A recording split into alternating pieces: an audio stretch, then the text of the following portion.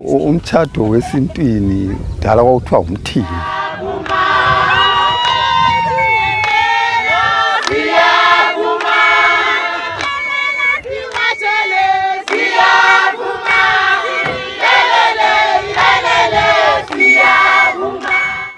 So ukuba khona komtshado lo wesintu siyabe uqhakatheke ukuthi umntwana uyabe engahambi ecatsha, uyabe hamba abazali bekwazi njalo elaywa ukuthi lapho oya khona kufanele ahlale njani, ahloniphe njani.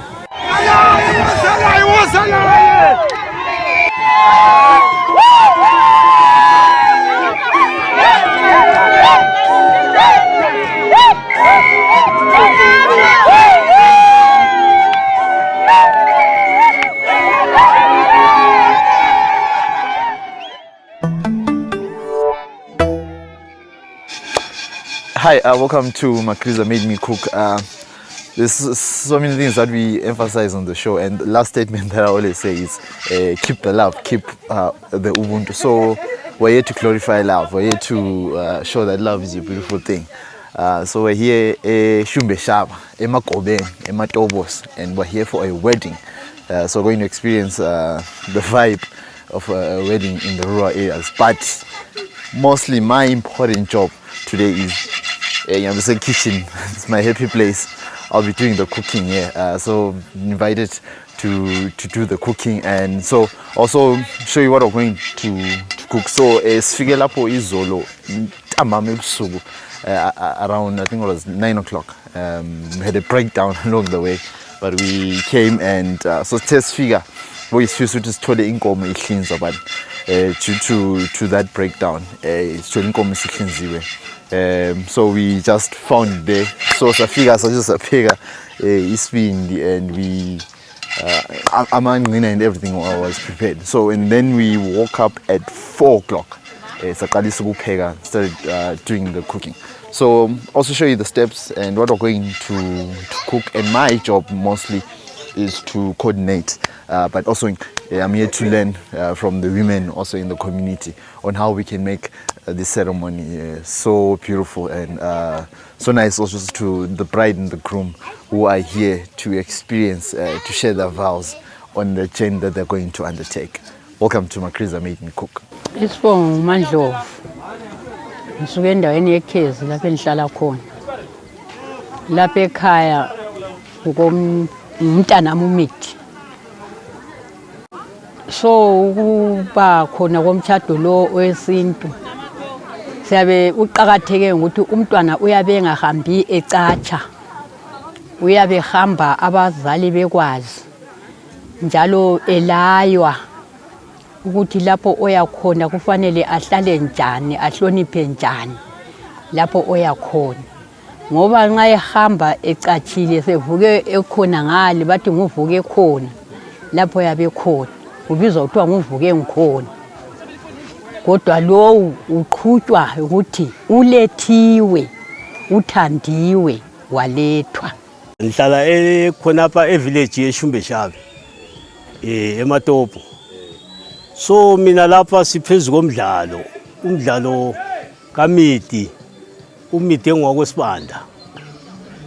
Umdlalo umtshado wesintu. Ayisi umtshado leyani esikhiwa, umtshado wesintu. Okokuthi wonke nje okubonakala kusenzakala yinto yayivela isenzakala la kudala. So khathesi njengoba kunje sesivela mlaya ukuthi khathesi kalandanga kuyachitha abantu bakoNdlovu lapha yakhona. Yena ulande ukuyakwenda lokulanda ukuyabuthanisa abantu bakoNdlovu nxa ethola bexabana. Okukhona khathesi yikuthi nxa sesisuka lapha esibangeni lesi njengoba libonile nje kuyakhungwa nje njengakho ngikhona ukuvele kwenzakalayo. Ukukhunga thina kudala sasivele sikhunga ngezipho. Omunye ukhunga ngesitsha, omunye ukhunga ngenkukhu, omunye ukhunga ngembuzi, omunye ukhunga ngenkomo. Lokho la omunye ukhunga ngecansi, kumbe omunye ukhunga ngokubunja indiwo lezane zakudala, kuze ngendiwo zazizimbiza zonke kuze ngendiwo. Yinto evele isenzakala. Kumele asuke lapha ekhaya lezitsha zakhe elokuyimadlanyana kwakhe njengomntanethu ehambe siya khona ngale. Yinto eyayivela ikhona lendulo. Yinto okuvele lakathesi ungazibona begida ngomfana bebechaya umdududu besenzani. Yinto evele yenzakalayo.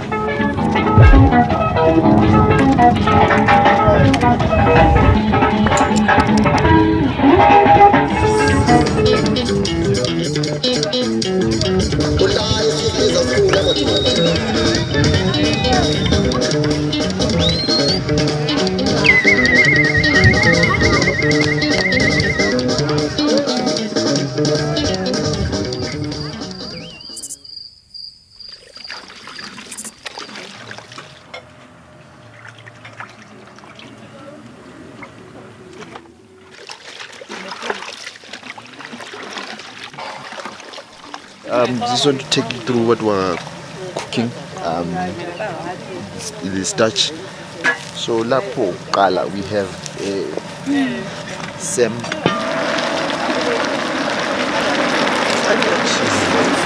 That's there.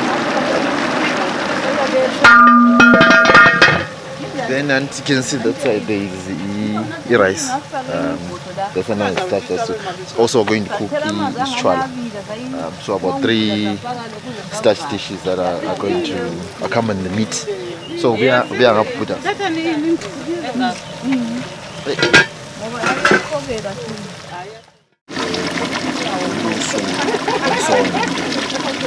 So this was the first thing that we started cooking. Behind me there's the beef cuts that are being prepared. So that's going to come in, I think, last, because we're going to start serving at 2 o'clock. But the ceremony starts at 8 o'clock. So we'll cook that a bit later. And also there are also going to be some salads by the side. We usually don't talk about those, but in terms of the indigenous food, which is my job that I've been tasked to do, I'll be looking at ezangaphakathi, umushu, inyama yenkomo, and there's also chicken, inyama yenkukhu that's also being prepared. So yeah, roughly since we started at 3 o'clock, I'm going to be done around 10, 11, just reduce the heat so that we can serve the food when it's hot. Yeah, so going to see, this is going to be my work area. You're going to see more of this in the short today. Yeah, let's start cooking. Then also our pots, the cast iron, size 30, size 20, that side. Oh, and our tray. Come this side. We're going to use mopani. So mopani is widely available here. Okay, it's available here in Shumbe Shop. So it's also a wide availability of amatin. So this is a good tree for the fire.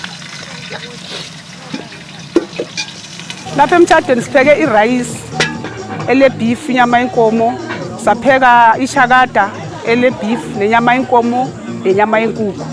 Sapheka senza amasaladi, ibeetroot, amagwili, icabbage. Ikwesikwenze namhlanje. Siqede ngale past 11. Qalise ama 2:05 or else. Nxa siphakulula siyafaka emapheyilini. Then sesitobhisa abantu imganu. Sibaphakele sibephethe imganu abezandleni.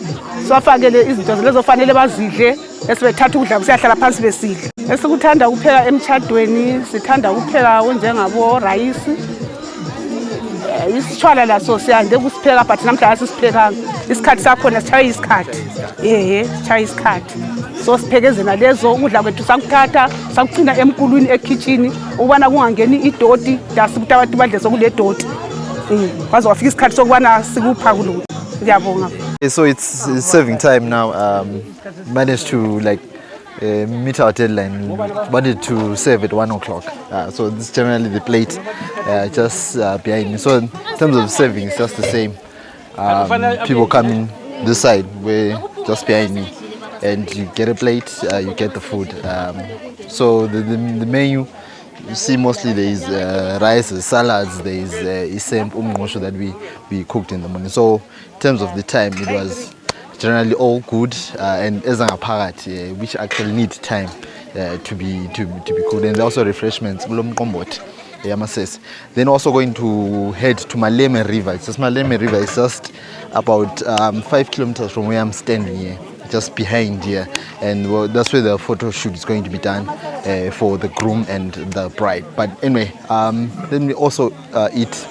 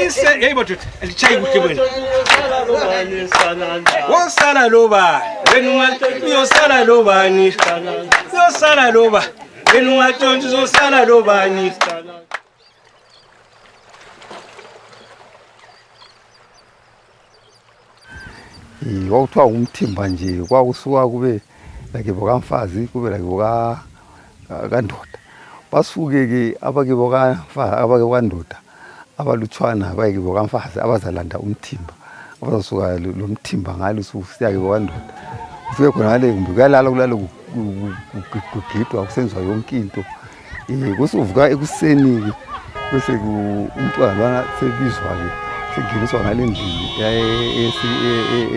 ekitchen kitchen lapha nasuhlangana ke abadala sebemlaya ukuthi ngale uzafika enze njani bamlaye konke ukuthi ngale ufanele kube nje bamchazela ukuthi ukuhlonitshwa njani kwenziwe yonke into njani.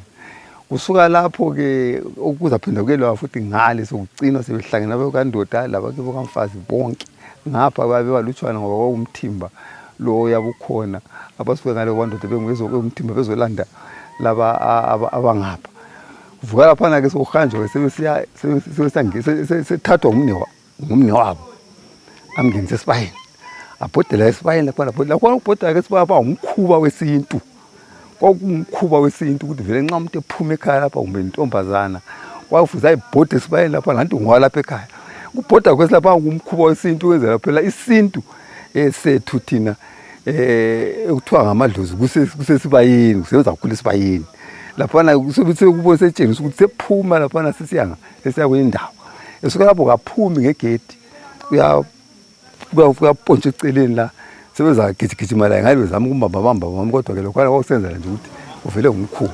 Umtshado wesintu uqhakathekile ngoba ulamasiko kunjenje khathesi nxa esiya laphana sokuthiwa nampo bahlanganiswa lomkakhe uyasuswa umne wabo ayibanjwe ngumne wabo ayemnika yena lo asebethandene umphile ngoba besebethandene akamhluthunanga umuntu nxa ehambe yedwa uyabe ngaqhutshwanga. So athesi mayese siyesibayeni laphana uyatshengisa ukuthi ngumntwana osuka ekhaya yikho siyaphuma esibayeni. Kuqhakatheke kakhulu ukuthi aphumele khona phana esibayeni ngoba nxa engaphuma khona esibayeni akulamuzi kuyabe kungamadlwana laphana kuqhakathekile kakhulu njengoba usizwa usenziwa njani abaphansi abadala asithi kumbe isiko liyabe libona ukuthi umntana ethu uphume ngesiko elihle kube ludumo kuyanika abazali isithunzi ngoba umntana sebesiyamtshela ukuthi khona lapho yakhona kumele aqinisele angabi ngumagumeni angahambe sizwe inkulumo eziphuma emalayinini, angayenza umthetho owangakibo kumbe wakhe, enze umthetho walapho oyabe esiya khona, abe lenhlonipho kumkakhe, umkakhe amthande. Yikho esikwenzela umthatho ukuthi umntwana aphume emini abantu bekhangela angaphumi ebusuku. So khathesi singa sisuka lapho sizabe simthatha khathesi simusa esibayeni. Esibayeni siyamngenisa esangweni. Nxa simngenisa esangweni sivala esiyaphuma ngale kwesango. Ephuma ngale into elingayimangala futhi ukuthi ngizabona sibemtsarelana. Hathi yabona. Kusiyabe lokho siphezulu komdlalo. Owesintu sezolo. Ongayisikho lokho kwesikhiwa ukuthiwa londolozela hayi. So yikho esikwenzayo. Mina ngikhona apha ngihlala khona vele impilo yethu abanengi abantwana sesibachadisile ngalo lolu hlobo. Into vele siyenzayo. Sicela ngikhombele ngifuna ukuzokunika fera nguphi khona mkhwela iyo lichayile ukuze lipo lichayile phansi nje abodlo baliphi introduction umnyakhala lapha ngabona nanga lapho uzokhala ujawa lehlala ngimkhangele lonke Ndlovu khangela baba umiki lo muye Ndlovu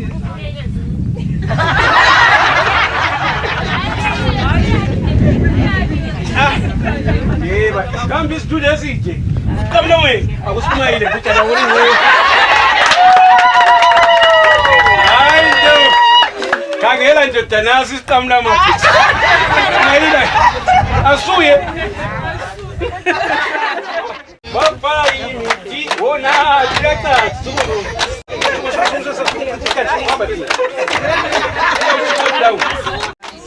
baba yini Baba yini nyakhambisa Baba yini Baba yini yenzo bisanda kuthathe ba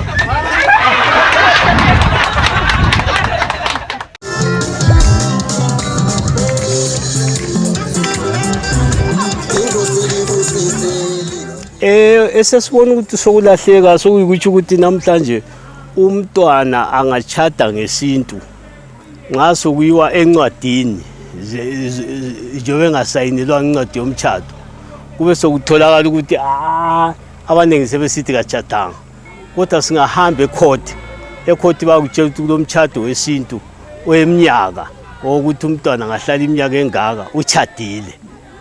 Amasiko aqhakathekile. Ukuqhakatheka kwamasiko yikugcina khona ukuthi izolo kwakuvele izinto zibanjwa njani.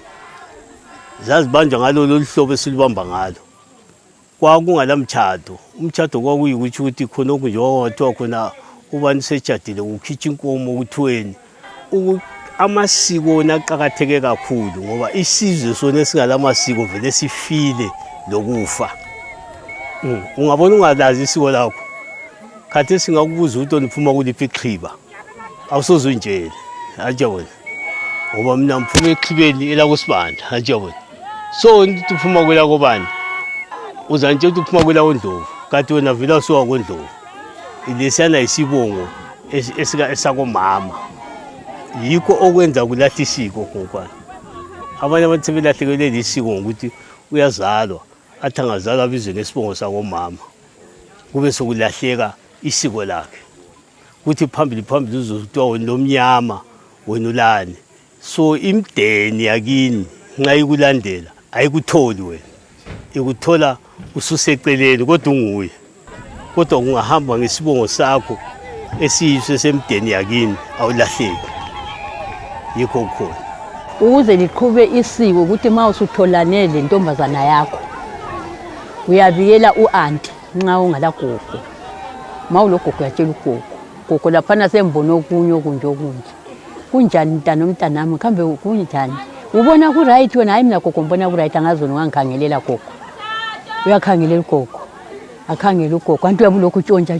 Khangela ugogo azathi hayi isikhala sesivulekile mntanami. Ngalowani umuntu wakho hayi kuthi uthando lukhona. kuqakathekile khonokhwana yilisuko lokuqala ungafika ngale kalukhuza kandoda sokuza ngenwa ke nxa ungena egedini kuyakhitshwa izimali ezithize bona abazabe beyifunile wona iyakhitshwa kwendlela amacansi balandele ngamacansi ngabe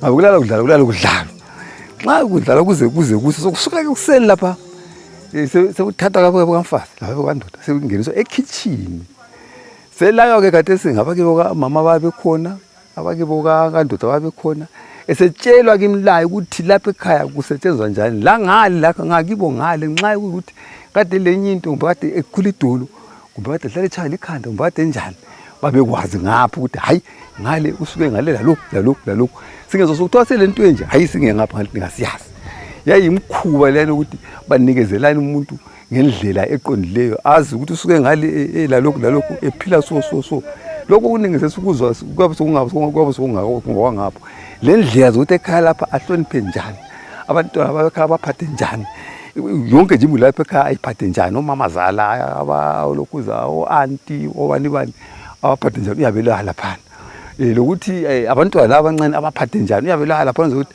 into yalapha ekhaya yonke ahlabe yazi engakazi azohlala ahlala ekhaya vele sekwazi ukuthi la ekhaya yilokhu lalokhu Weddings or marriage actually bring two families together and become one.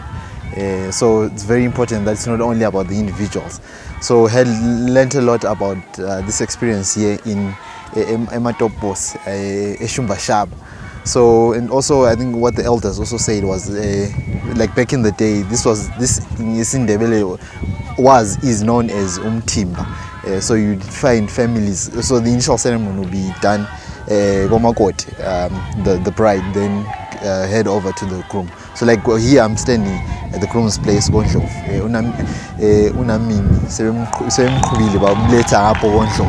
So she's going to stay here and start a new life here at the Ndlovu family. Then also in terms of ukunga, the gift before the advent of money, you used to bring anything to the table, be it a spoon, be it a plate, and just that feeling of contributing to marriage, to two families coming together. So thank you for watching. My name is Prince Sibanda. I'll leave all the details in the website and also the description box below, and also the pictures of the food that we cooked, the place, beautiful place here, and the Malema River, that where you took photos from. So heading back to the city of Bulawayo, tired but enlightened. Thank you for watching. I appreciate your support. I'll catch you on the next one. Remember, keep the love, keep the buntu. Togoz, Tamako, Leset. Remember, love is a beautiful thing. Peace.